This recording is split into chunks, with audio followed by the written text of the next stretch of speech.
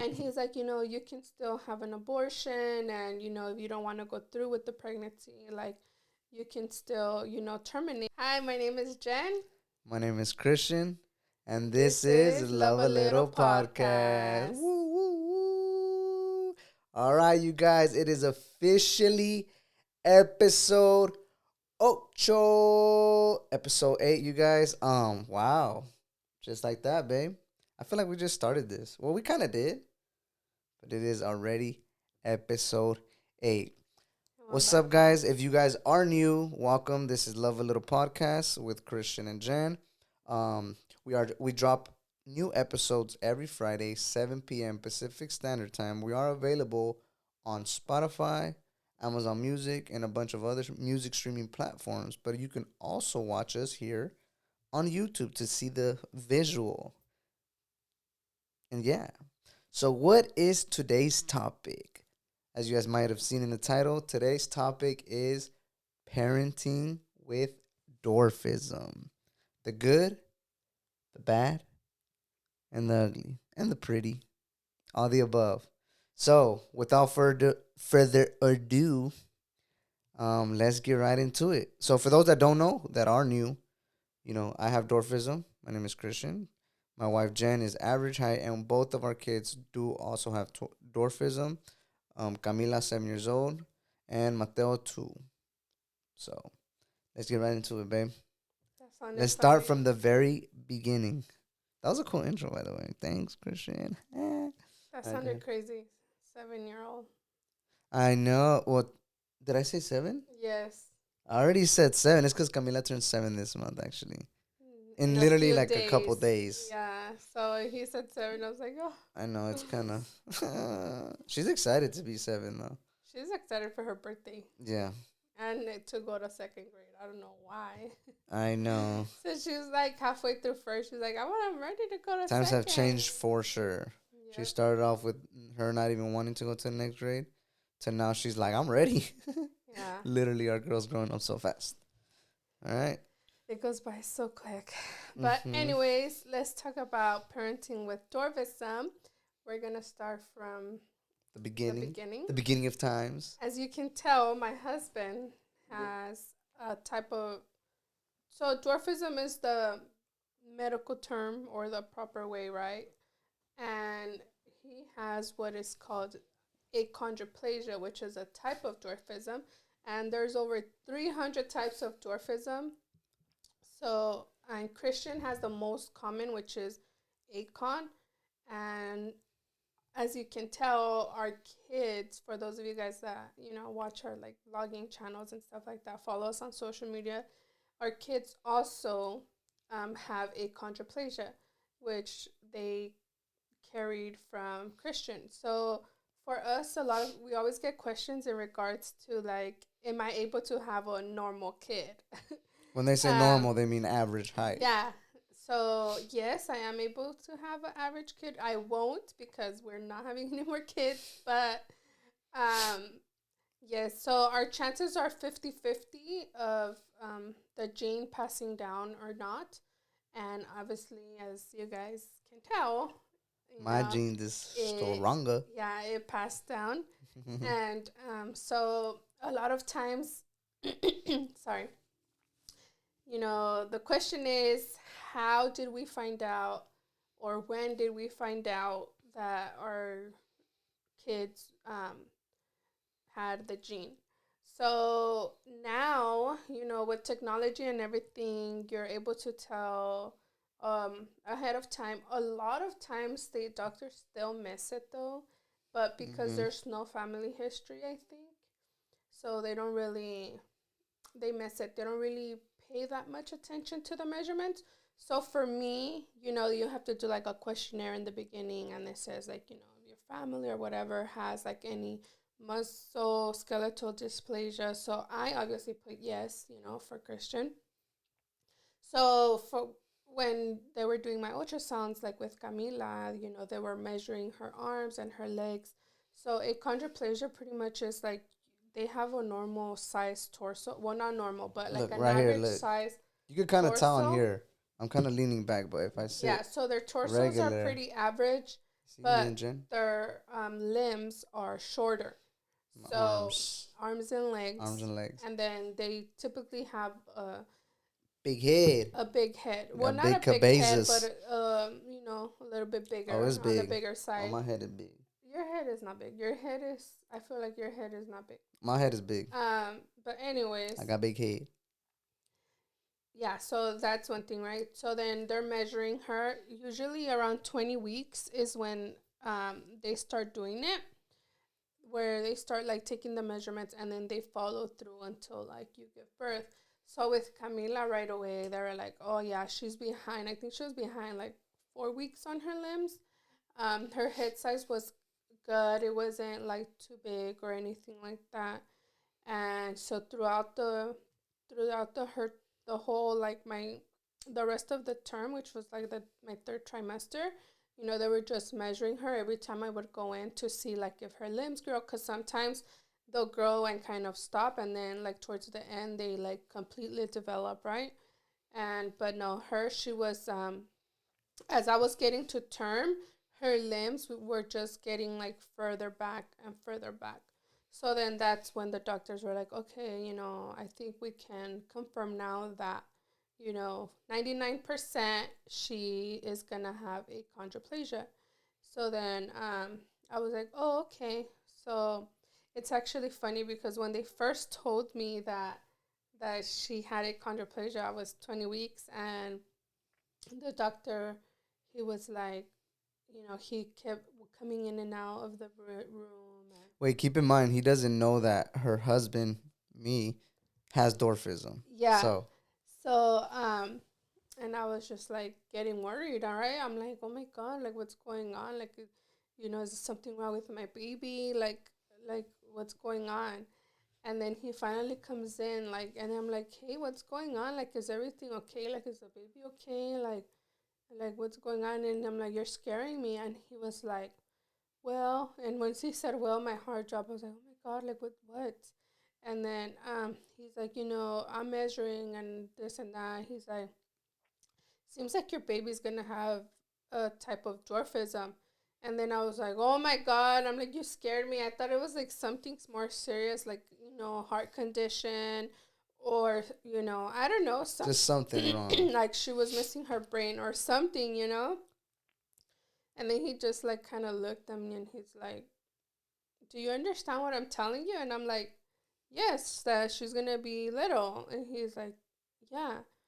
And then he's like kind of like, I guess he didn't get the reaction that he was expecting from me, He thought you were gonna be like sad or disappointed or Yeah. confused. And he's like, you can still have an abortion, and if you don't want to go through with the pregnancy, like you can still, terminate. And I was just like, no, like why would I terminate like my pregnancy? And then I was like, he's like, I don't think you're understanding me. And I'm like, I'm understanding you. You're telling me my baby's gonna be little. Like I get it. It's like, okay, well, just keep it in mind. You still have, I think, like he said, until 24 weeks or 25 weeks or something That's to terminate. crazy though to think. And then I was like, okay. And then he wanted to do so when sometimes when your baby has like a type of diagnostic, whether they're little or something with the heart or any type of genetic, like there's this test that they do where they like go through, I think, your belly button, or like they poke a needle through your stomach, and they like check like their genetics that way. But it could be very, very dangerous, and I heard it's like really painful. um so he was like, do you want to do that? And I was like, by doing that, can you change her genetics? Like, is she going to be average height if you do that? He's like, no. And then I was like, then why would I risk my baby? Why would I risk my baby for a test that you're telling me that she's going to be little? And he's like, well, I don't know. Some people just like to do it. And I'm like, well, no, it's not going to change nothing. Like, no. And he's like, okay. And then he like went back out, and then he came like brought me like these um like brochures, which was LPA, which I already knew of because of Christian. And then he sorry, he also brought me, what did he bring me? oh, counseling, paper counseling. And then he's like, we do have therapists if you want to talk to them. I really suggest you talk to a therapist. And I'm like, no, like, I'm okay. Like, I don't need a therapist. I was like, did you look at my history, like my paperwork? He was like, yeah, I kind of glanced through it. I'm like, my husband's a little person. He's like, oh, your husband's a little person? I'm like, yeah. And then he was like, okay. I'm like, but and then he's still kind of insisting, like, okay, well, either way, just keep in mind there's therapy and you can, you're on time to terminate. And I was just like, no, like, It's I'm crazy that okay. they press that on you so much, Yeah. Like, And then I was like, okay, like, no, I'm okay. Thank you. And then, so that happened, right? But obviously, my reaction is completely different to someone who, for example, like your mom, right? Like I'm pretty sure her reaction is way different because she doesn't know anything about, my parents are average height, by the way. yeah, like your parents don't know nothing about, having or knowing somebody who has a type of like And dwarfism or even anything like before, it that. was just a lot more different because they didn't have the technology they have now. Yeah, and the resources. So my mom didn't even know I was a little person until I was like 3 months old. Yeah, and that's because other people started noticing Like, it, oh, he's kind of right? like not growing as fast as everyone else, and Yeah, like my bones were different and things like that. So like your legs and my were legs and my shorter. arms were short. And then, cause he was really chubby, like I seen pictures, so you could Talking about tell. rolls, I have Yeah, roll. like you I could like the really tell. Michelin man, but like in a baby form. Like you could really tell that his arms and his legs were really little because he was so chubby. um, Literally. but yeah, so I was just like, okay, and then I called Christian. I'm like, babe, guess what? And he's like, what? And I'm like, like the baby's gonna be a little person. And then he was like, oh my god. And so yeah, so that was that. And then with Mateo as well, same thing. And then since my history, I mean, they already seen that I had a baby Dwarfism. with dwarfism prior, so they were just checking and making sure that everything was fine. um so with Mateo, everything was good. So also a thing is like when you're pregnant and you're pregnant with the baby who has dwarfism, for some reason a lot of like we get more oh my god, I'm having a brain fart. Amniotic, uh, like we get more fluid in our stomach, so our stomachs tends to be bigger. So with Camila, I think because it Oh, was my first pregnancy, like I was really round, like and I did get a really big stomach. But with Mateo, it was she got so huge. Her huge, belly, huge, but it was huge. so beautiful because her belly always had like a really nice shape to it. Like it was like big, but like it was like perfectly round. Like it wasn't like slumped down or slumped like super sharp. Nothing like it was Christian literally. is super in love with me when I'm pregnant. And when you're not too, don't even, He don't loves me even. most when But I'm like when she pregnant. was He pregnant, has a like fetish for something. pregnant women. Hey, that's weird for you. But like she just glowed. Like it was, she was so beautiful. Like I mean, she's beautiful. Don't get me wrong. Honestly, She's so beautiful. But through her pregnancies, like a lot of women, well, yeah, they like some of them don't like how they get when they're pregnant. Like they either something like their nose gets big, their ears get big, or whatever, or like they feel like my whatever. lips get big Yeah, when I'm but pregnant. she like she glowed. She glowed But no, up. honestly, like not not sounding like that or anything, Oh but no, sound like that, girl. You tell when them. I'm pregnant, I love being pregnant. Like I feel the most like beautiful, the most confident. I don't know. My with my two pregnancies, I don't know if it's because I had an easy pregnancy, like a good pregnancy, but like I love being She pregnant. Like did. She would that's when I feel always. like the She would best. literally always tell me like, my God, like she was so emotional after she had the baby. Like always, cause she, I would always see her in the mirror looking at herself, rubbing her pancita, and like, and then after you had the baby, it was just like, not that you didn't, but it was just like, oh, like obviously you missed the little bump. Yeah, I really do. Like after I had Mateo, like I really like went through like a little episode where I was just so sad because I didn't have like my stomach anymore. It was weird, but yeah, that's that. So, anyways, going back to the to what we were talking about. So when I was pregnant with Mateo, well, with both of them, I had a lot of amniotic fluid. I don't know. Like I'm saying it correctly in my brain, but It's it's not not coming. coming A out. lot of fluid in her panza. Yeah, that happens. But anyways, yeah, you get a lot of extra fluid, so that happens to me. And the doctors always tell me like, "Oh, you have a lot of fluid, like extra fluid." So now it makes sense because I remember with Camila, like I would hardly feel her kicks; they were so soft. But I think it's because I had a lot of fluid. Mm. Like, and with Mateo, I also felt them, but they weren't like as super strong as people say. And it's for this, I think it's for the same reason because I had a lot of fluid. Fluid. And so, yeah, so that's why my stomachs tend to get bigger because I had a lot of fluid. But yeah, that's my, prior to them being born, our experience. I had really easy pregnancies. I did have two C sections with Camila. The reason being was because she was breech, and the doctor at first he wanted to like turn her, but he didn't want to risk injuring her. Since they're um Fragile. so when you have like a type of dwarfism, your bones tend, you have a lot of cartilage. So your cartilage then eventually turns into like it hardens into your bones, and that's why they're so super flexible. So when Camila, he didn't want to risk injuring her, so he was like, you know what, if she doesn't turn on her own, like we'll just schedule your C-section. And I did everything, everything you could possibly think for her to turn, like head down, and she just didn't. Remember, babe?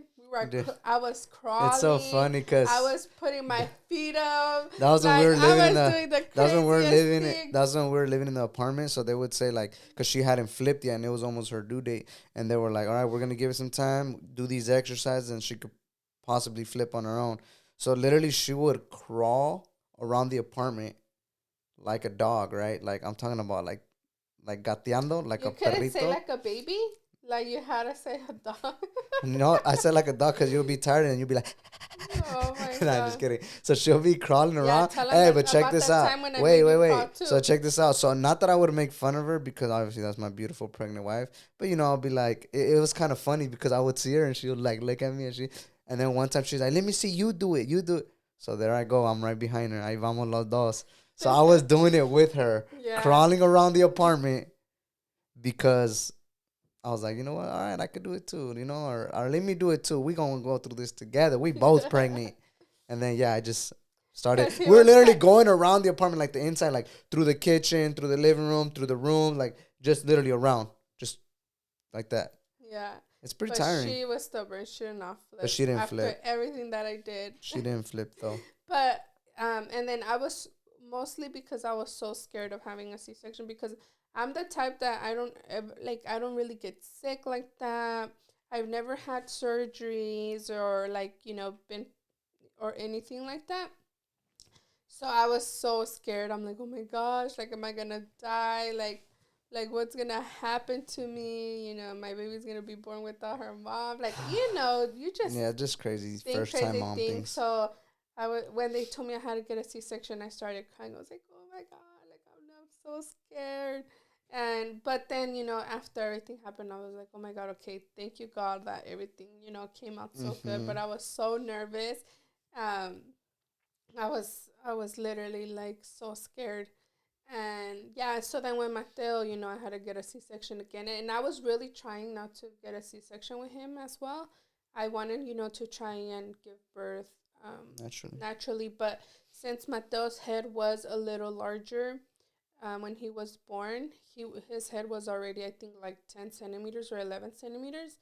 The doctor was like, you know what, like I can't let you get to term, like if you want to try vaginally because his head is already 10 centimeters. She's like, you dilate 10 centimeters, like it could be really dangerous, like when you're pushing him out, like either he's not gonna come out, Mm-hmm. or you could get really It was tired. just very And I risky. just don't want to have like an emergency C-section. She's like, so if you have them before 39 weeks, she's like, I'll let you try vaginal. If not, then you like we're gonna get a C-section. So with Mateo too, I was drinking teas. And with Mateo, my whole pregnancy, I walked. Remember, Mm-hmm. we walked every single day. It was rare that we missed a day, but we used to go for our nightly walks. And then also with Mateo, I got diabetes, gestational diabetes. So I I couldn't miss walking. Like I used to take care of myself really good because I was like, there's no way that I am going to like let the And I didn't diabetes. even know that was a thing, like diabetes during pregnancy. Like you get it Yeah, while you're pregnant, and then you don't have it no more after birth. yeah. So Well, with even before that, it's because we funny because took when care I of was pregnant with Camila, my sugars would go down, and then with it. Mateo, my sugars would. But because I wasn't eating enough, so I got it because I was not eating enough. So my body, it was just I guess like reacting.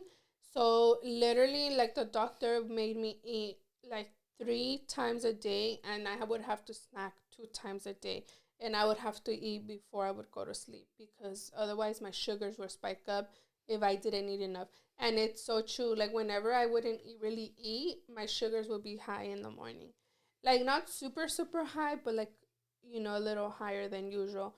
So whenever I would, every night I would, like Christian already knew. He's like, "Did you eat already? You have to eat something, remember?" And I'm like, "Oh yeah, just bring me like something." Even if it was something so little that I ate, like my sugars would be good.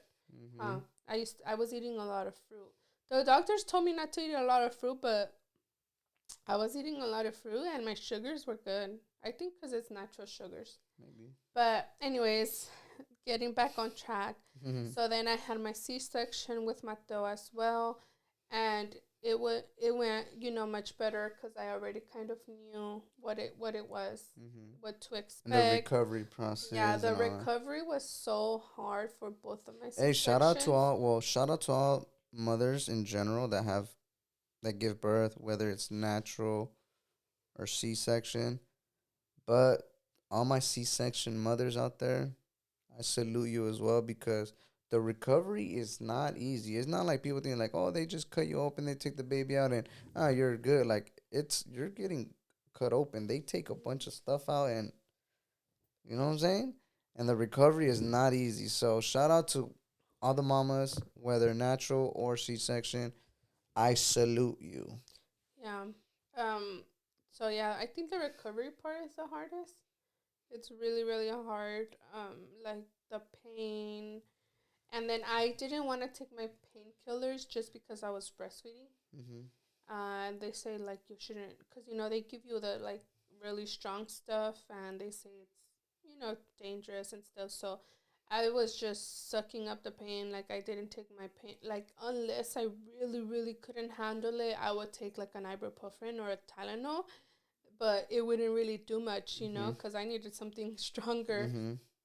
And like yeah, and then the constipation after. I used Oh to, no. babe, how would I get? She would literally be in the restroom like I would be like crying. Hulk, like just screaming and I like would if yeah, it was almost breaking the door because I would hold on to the door and I would be like, oh my yeah. god, like I can't It's do cause this. yeah, it was definitely something. Yeah, it was horrible, and especially, oh man, it was horrible, horrible, horrible. And I think the most important part then and there is for the husband to be there as much as he can because, obviously the woman needs help, the mom needs help. So try to be attentive in that. Well, always, but especially when, after they just birth your child, it's the least we could do. Try to make their life a little smoother and easier. But Yeah, Christian's a real MVP, honestly. He helps so much, and then, and then like you have your C-section, so you really can't like push or do fuerza and stuff. So it's just like you kind of have to just let it like, oh, let the it's just, heal. but it's Mm-hmm. just a horrible pain, horrible. Mm-hmm. I actually got with when after I had Camila, I got little hemorrhoids because of like how constipated I got. It was painful, so painful. But anyways, Christian's falling asleep. Now it's like 8 in the morning and we've been up since like 6. and I went to sleep super late last night. But we here, we're doing it. And then Mateo is sleeping in the room. We have the monitor right here, watching him. He's in the room sleeping. Yeah. So I'm just trying to get this done before I go start my day because I gotta go already. Yeah. But yeah, all right. Next topic. Well, not next topic, but next little bullet point we're gonna talk about is like the a little complication that came with dwarfism. I would say. Yeah. I think we're gonna go ahead and talk about Mateo. Well, Camila. Um, well, people with achondroplasia dwarfism, um, not all, but sometimes come with like complications in the sense of like, oh, they might need a surgery for this, or their legs or their ears might. A lot of people get like a lot of Some people with common. dwarfism have like ear infections. It's just something that sometimes happens, but not all the time. Camila, she has not had no complications to this day. Um, thank God. And but Mateo, he did have surgery done, which was the foramen magnum stenosis. So I don't know if you guys know or if you guys ever seen Mateo, the back of his head. He has a scar that's about, I don't know, 3 inches in length, maybe or so, in the back of his neck. Because so his case was his like bone from his skull was a little big and was putting compression on like his spine. So like all of us, not just me with orphans, but like all of us humans have fluid that flows through the brain and to the spine, right? So the bone, his bone was putting compression on like the where the fluid flows to the brain. So it's kind of like, like if you have a water hose and you're like kind of squeezing it and it's like retaining, so it was kind of like retaining fluid in the brain. So what had happened or what had to be done, um, they had to shave down the bone that was putting compression on the spine. So yeah, it was a very, very scary thing for us. Obviously, you don't want to see your baby boy going to surgery. Super. How old was he, man, when he got the surgery done? He was 10 months old. 10 months old. Now imagine that. So 10 months old, and they had to perform this surgery. Obviously, it's not something that we thought was gonna happen because Camila came out fine and things like that. But we did know that there could possibly be complications, and I never had no complications. I mean, thank God, Camila didn't have no complications. And then Mateo, he had that. So it's kind of like not all the time it But it's happens. really, really common, even with average Yeah. height people. We know so many people Mhm. that actually have told us, like, oh, I got that done. And we're like, Mhm. oh, and like, we're like so many people that we've been Yeah, so surprised how that common it is. yeah, that specific surgery that was done is not necessarily just for like people with dwarfism. Like it happens with average sized people as well. It's just something that happens and has to be taken care of But because it it's is very just, yeah. uncomfortable and it's like bothers you But it's because just something like common that someone with achondroplasia, especially, that they've noticed that it happens. hmm That happens to them. so yeah, 10 months old, he got the surgery and then thank God he came out good. The surgery went extremely well. But just imagine like our kid in the room. We don't hear nothing from the doctors, nothing. They're like, we're That gonna get back was, to you guys in a little bit. We'll let you know how it's going. They didn't tell us nothing. Obviously, you try to think super positive and be super positive because you want the best outcome possible. But things do go in your mind like, what if this happens or what? So we were just so worried. But when they came out and they were like, oh, he's done. He's already finished. We were just like, oh my God. It was just a crazy, unexplainable feeling. But yeah, so Mateo went through the surgery. His recovery was super good. Like it was quick, huh?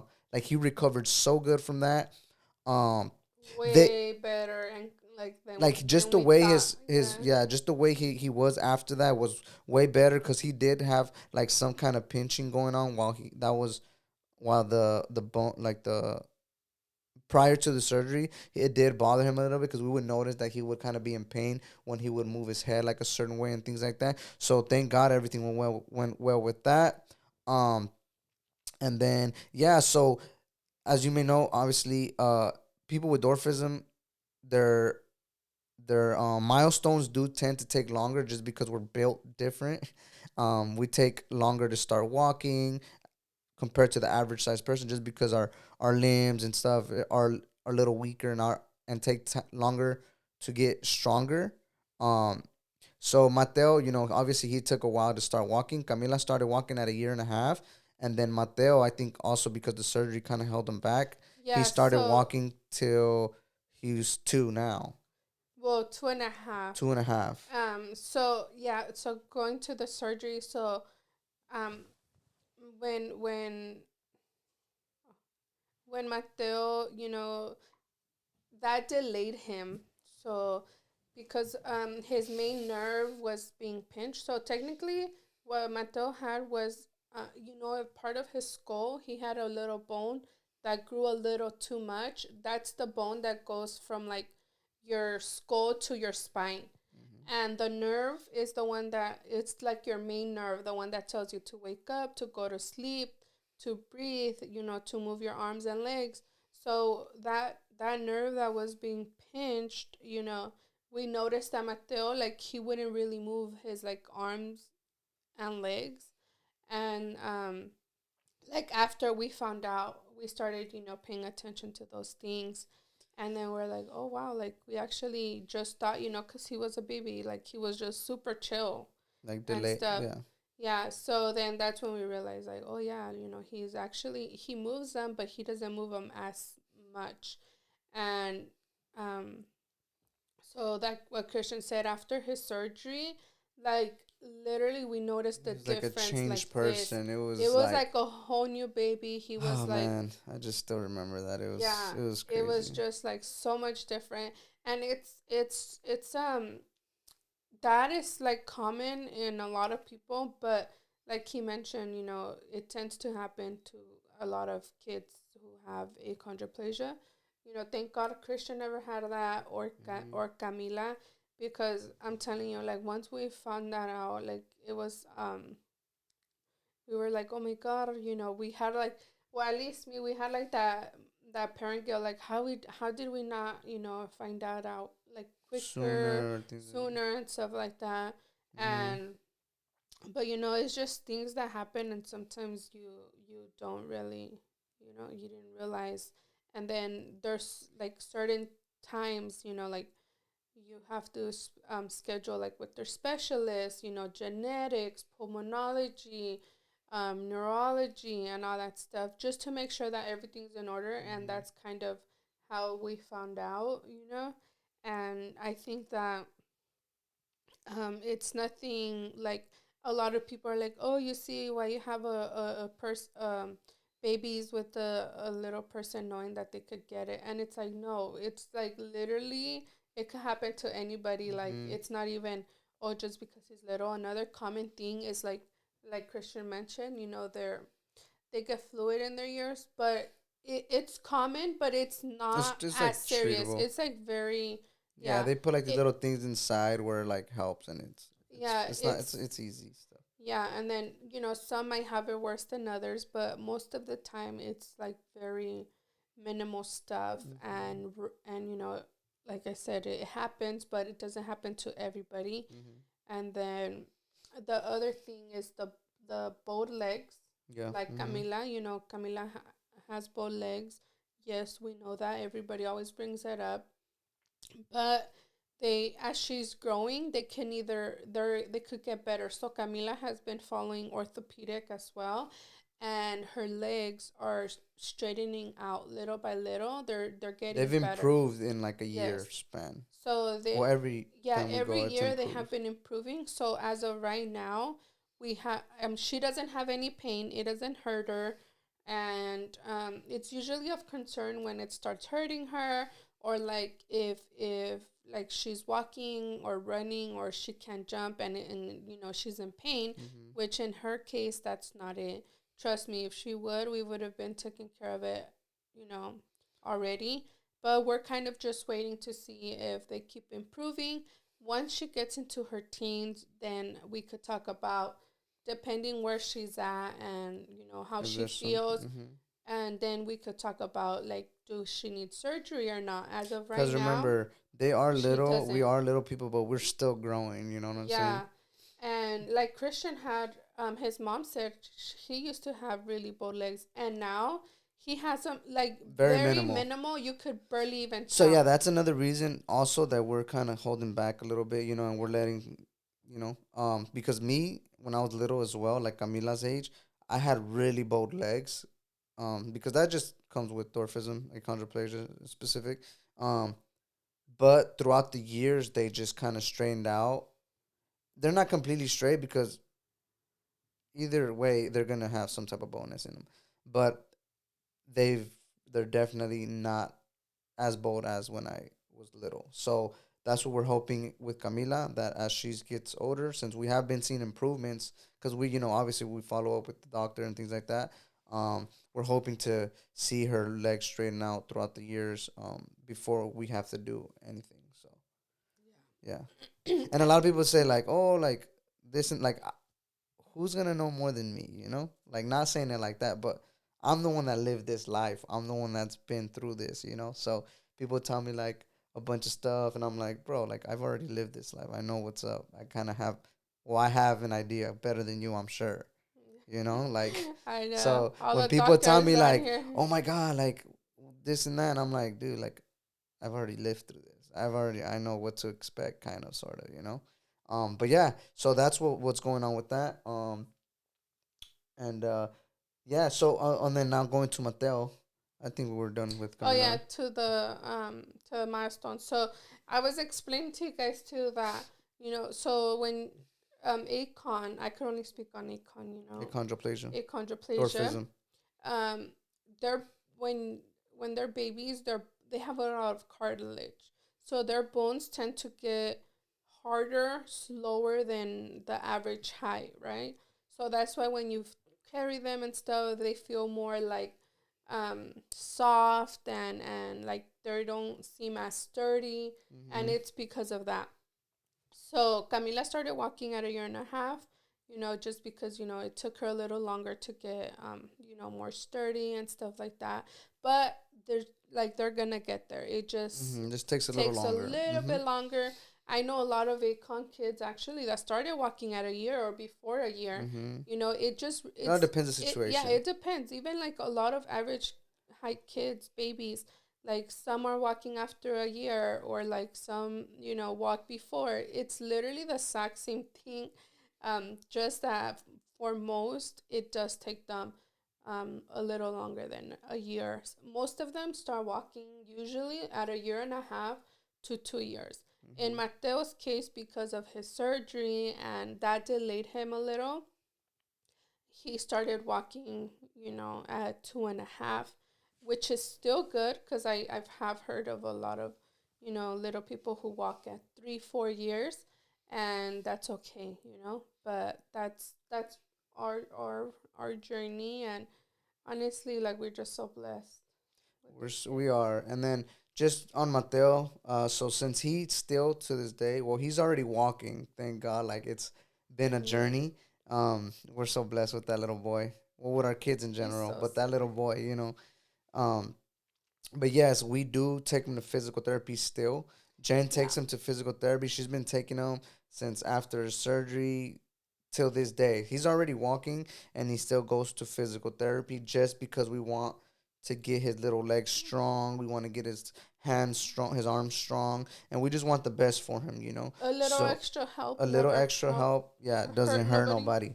So, you know? we do take him to physical therapy. Jen's super good with that. I honestly, she's amazing. Like she doesn't miss. She takes him. She makes sure he gets the help that he needs, even though he's already walking and stuff. Obviously, he still kind of not struggles, but he does have like you know he's like he walks, but he's kind of sometimes unsure of He's like not as stable as stable yet, yet, but he is as walking on his sturdy, own. So that's the reason why I keep taking him to physical therapy.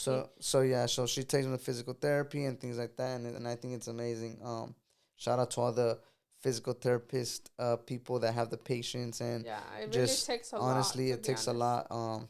But like I always mention to people, if the doctor or anyone refers like for your son or daughter to get help or to get additional help in the sense of like physical therapy or occupational therapy or speech therapy, don't take it bad. I know a lot of people say like, oh, like my son don't need that. He's just taking a while to talk. Like if it's offered to you, like don't feel offended and you should take it. Honestly, that's my opinion. Like take it. It's just gonna help. It's just gonna help your kid. And I think, I mean, who doesn't want the best for their kids? So don't ever take it personal, especially us Latinos, Mexicans, whatever. We are like, nah, he just hasn't walked yet because We're too whatever. worried Or about what other yeah, we're people too worried think. about what other Don't. people think. Like if there's help out there, get it. Why not? So that's my 2 cents or whatever. I think it's great, and it's definitely helped him a lot. Yeah. People, physical therapists and things like that, they go and study this stuff and learn this stuff to specifically work and focus on particular things that the child needs help with. We can only do so much. I mean, obviously, we can do as much as we can at home, but getting the specific help for a specific category or whatever is definitely a plus. So why not? But yeah, I think that is it for today because I am running late. I gotta be somewhere in 10 minutes, and the distance is about 15 minutes. So I got to go. But yeah, that's just a little bit on parenting with dwarfism. Like our kids, obviously, that have dwarfism, just like daddy right here, and things like that. So if you guys want to hear more on this topic, comment down below. We could cover more on another episode or Yeah. go a If you little guys bit have any even. specific Yeah. questions or anything like that. We'll be more than gladly to answer them. Remember, we don't get offended with questions you ask. Obviously, if it's out of curiosity and you do want to get educated on certain topics, ask us and let us know. We're open ears, and we will definitely try to answer your questions. So, Yep. if you got any questions about us, about our kids, about our family, comment down below, and maybe possibly we can cover it in future episodes. Remember, we're dropping an episode every Friday, 7 p.m. Pacific Standard Time on Love a Little Podcast. So, anything else, my love? No, that's it. All right. So So, thank don't. you guys for watching Love a Little Podcast. Every Friday, 7 p.m. Don't forget to subscribe, like, drop a comment, all that good stuff. And All right. don't Don't forget forget to to love love a a little. little. Bye. Peace.